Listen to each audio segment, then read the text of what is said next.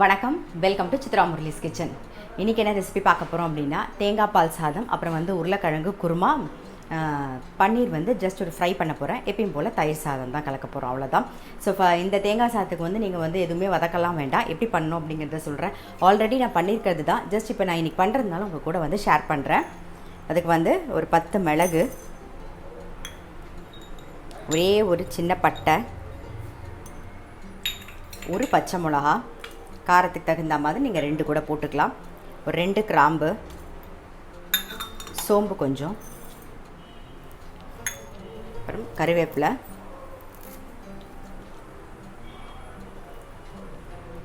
மஞ்சப்பொடி கொஞ்சம். இப்போ 1 கப்பு பாஸ்மதி அரிசி நல்லா வாஷ் பண்ணிவிட்டு ஒரு 20 நிமிஷம் ஊற வச்சுருக்கேன். ஊற வச்சு தண்ணியெல்லாம் வடிய விட்டு எடுத்து வச்சுருக்கேன். இப்போ அதை தான் நம்ம சேர்க்க போகிறோம். சேர்த்துட்டு தேங்காய் பால் இப்போ 1 கப்பு நீங்கள் அரிசி எடுத்துக்கிட்டிங்கன்னா ஒரு 1.5 கப்பு தேங்காய் பால் பர்ஃபெக்டாக இருக்கும், கரெக்டாக இருக்கும். ஸோ அதனால் 1.5 கப்பு, ஒரு அரை மூடி எடுத்திங்கன்னா ஒரு 1.5 கப்புக்கு வந்துடும். இங்கே பாருங்கள், அது கூட சேர்ந்து இப்போ ஒரு 10 சின்ன வெங்காயமும் நம்ம சேர்த்துக்கலாம். சின்ன வெங்காயம் சேர்க்குறேன். இப்போது பூண்டு, ஒரு 2 பல்லு பூண்டு பொடியாக கட் பண்ணது,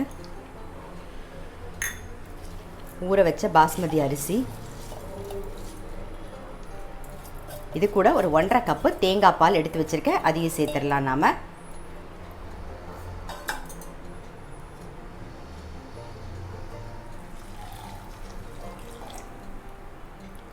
தேவையான உப்பு,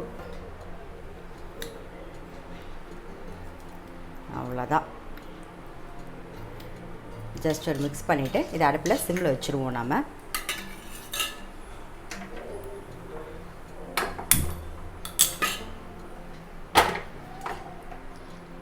மூடிடலாம். இது இங்கே ஆகாட்டோ சிம்மில் இருக்கட்டு. இந்த பக்கம் நம்ம உருளைக்கிழங்கு குருமாக்கு ரெடி பண்ணிக்கலாம்.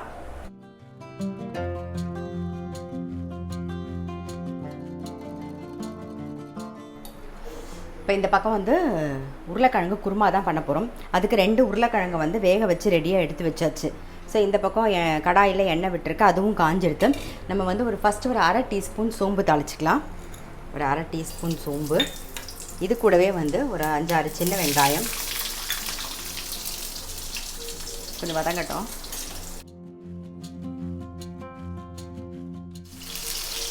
வெங்காயம் வதங்கிட்டு, ஸோ இதிலே ஒரு 3 டேபிள் ஸ்பூன் தேங்காய் சேர்த்துக்கலாம்.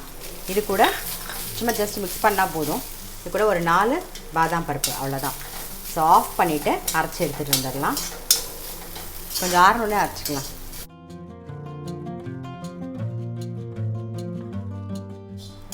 நான் பாதாம் பருப்பு சேர்த்துருக்கேன். நீங்கள் முந்திரி பருப்பு இருந்தால் அதுவும் சேர்த்துக்கலாம். அப்படி இல்லைன்னா பொட்டுக்கடலை கூட சேர்த்துக்கலாம். அப்படி இல்லைன்னா கசகசா கொஞ்சமாக சேர்த்து லைட்டாக அதை வறுத்துட்டு கூட சேர்த்துக்கலாம். இப்போ இதே கடாயிலே கொஞ்சம் எண்ணெய் விட்டுக்கலாம்.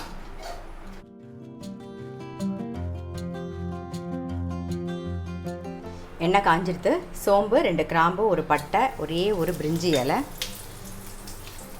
அப்புறம் இஞ்சி பூண்டு. இஞ்சி ஒரு 1/4 இன்ச்சுக்கும், பூண்டு ஒரு பல்லும் நசுக்கி வச்சுருக்கேன். இப்போ அதை சேர்த்துக்கிறேன்.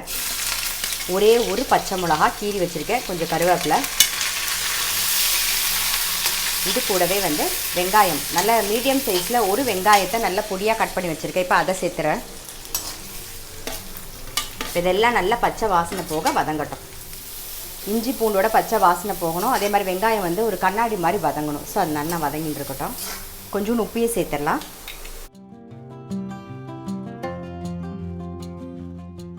கொஞ்சமாக சேர்த்துருக்கேன்.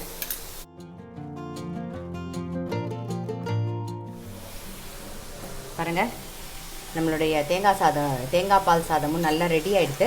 இது அப்படியே விட்டுட்டிங்கன்னா நல்லா உதிராக ஆகிடும், பொலன்னு வந்துடும். ஸோ அதை அப்படியே எடுத்து ஓரமாக வச்சுருவோம். அடுத்தது நம்ம பன்னீர் தான் பண்ண போகிறோம். முதல்ல இதுக்கு தக்காளிலாம் வதக்கினதுக்கப்புறமா நம்ம பன்னீர் ஃப்ரை பண்ணிக்கலாம். வெங்காயம் நல்லா வதங்கிடுது. இப்போ 2 தக்காளி, மீடியம் சைஸில் 2 தக்காளி. இது கூடவே கொஞ்சம் மஞ்சள் பொடியை சேர்த்துடலாம். ஏற்கனவே உப்பு போட்டிருக்கோம். இன்னும் கொஞ்சமாக உப்பு சேர்த்துட்டு மஞ்சள் பொடியை சேர்த்துருவோம். தக்காளி நல்லா வதங்கட்டும். அதுக்குள்ளே நம்ம வதக்கி வச்சோம் இல்லையா, வெங்காயம், சோம்பு, தேங்காய், பாதாம் பருப்பெல்லாம் எடுத்து, ஸோ அது நல்லா ஆறிடுச்சு. இப்போ அதை அரைச்சி எடுத்துகிட்டு வந்துடலாம். நம்ம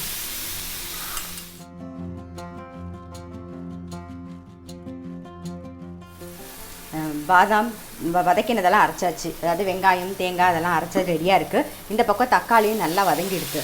ஸோ காரம் சேர்த்துக்கலாம். நாம் ஏற்கனவே ஒரே ஒரு பச்சை மிளகா சேர்த்துருக்கோம். ஸோ இப்போ வந்து ஒரு அரை டீஸ்பூனுக்கு வந்து ரெட் சில்லி பவுடர் சேர்த்துப்போம். இது வந்து ஸ்பெஷல் தனியா மசாலா, அது ஒரு ஸ்பூன் சேர்க்குறேன். 2 நிமிஷம் வதங்கட்டும்.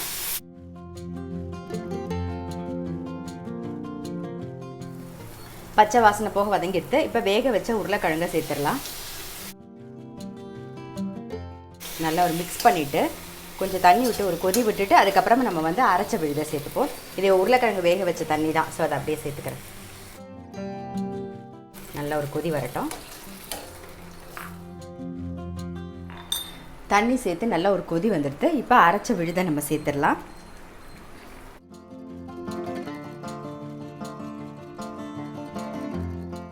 மிக்ஸி ஜார்லேயே கொஞ்சம் தண்ணி விட்டு அலம்பி விட்டுருவோம். மேலாக கொஞ்சமாக வந்து கரம் மசாலா.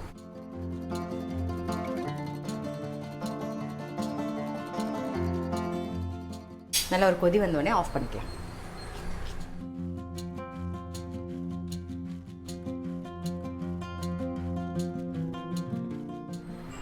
உருளைக்கிழங்கு குருமா நல்ல ஒரு கொதி வரணும். அதுக்குள்ளே நம்ம வந்து பன்னீருக்கு தேவையானதெல்லாம் எடுத்து வச்சுக்கலாம்.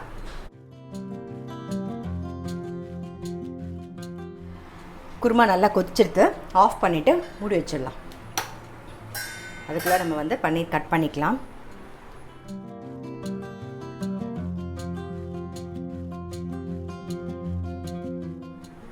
ரொம்ப மெலிசாக கட் பண்ண வேணாம். இந்த சைஸ்க்கு இருந்தால் போதும்.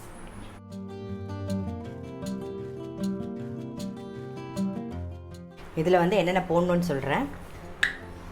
மஞ்சப்பொடி, கொஞ்சமாக வந்து ரெட் சில்லி பவுடர், சீரகப்பொடி கொஞ்சம், உப்பு, கரம் மசாலா. இது கூட வந்து ஒரு 1/2 லெமன் வந்து புழியிறேன். நல்லா ஒரு மிக்ஸ் பண்ணிவிடுவோம். லெமன் ஜூஸ் வந்து ஜஸ்ட் கோட் ஆகிறதுக்காக தான். இப்போ வந்து அரிசி மாவு கொஞ்சம் சேர்த்துக்கலாம். அதையும் நல்லா மிக்ஸ் பண்ணிவிட்டு ஒரு 5 நிமிஷம் அப்படியே ஊற விட்டுருவோம். பன்னீர் வந்து நல்லா ஊறிடுத்து. இந்த பக்கம் வந்து சப்பாத்தி கல் வச்சுருக்கேன், அது காயட்டும். அதுக்குள்ளே தயிர் சாதமும் மிக்ஸ் பண்ணியாச்சு. அதுக்கு வந்து கடுகு பெருங்காயம் மட்டும் நம்ம தாளிச்சிடலாம். எண்ணெய் காஞ்சிடுத்து. கடுகும் பெருங்காயமும் சேர்த்துட்றேன்.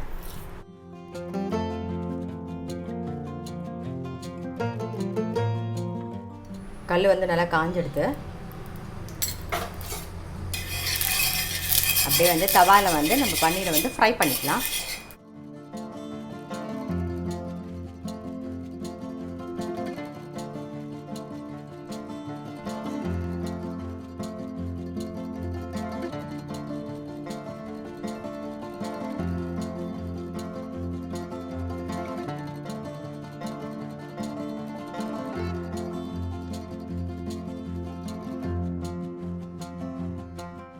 வெங்காயம் நல்லா ஃப்ரையாக எடுத்துடலாம்.